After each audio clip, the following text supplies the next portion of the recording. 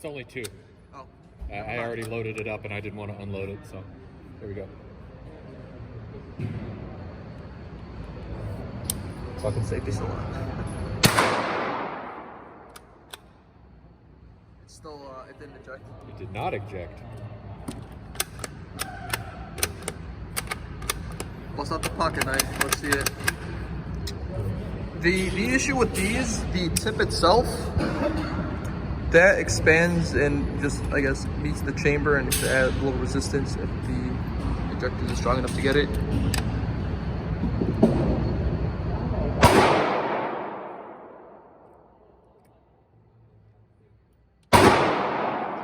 that's going to be the last one of those. Oh, you don't want to try another one? Not really. Try another one. So let's see the second one.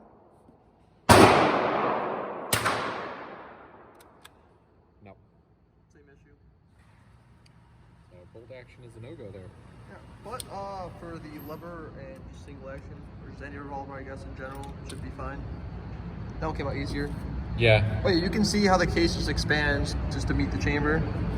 Whereas the regular long rifle, which it's expanding, but it's expanding where the projectile would usually be. Yeah, but so that it's not used to sticking. These same there. ones, I wanted to get my hands on the ones because they have like a plastic tip to them.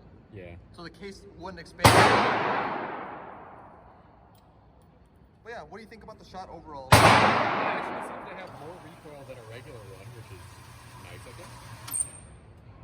So, yeah, 2. I'm saying you are peppering up the target quite a bit. which I was also.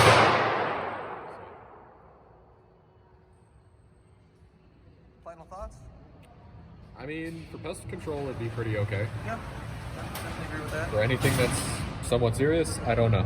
I wouldn't. And this is stuff I still see on the shelf.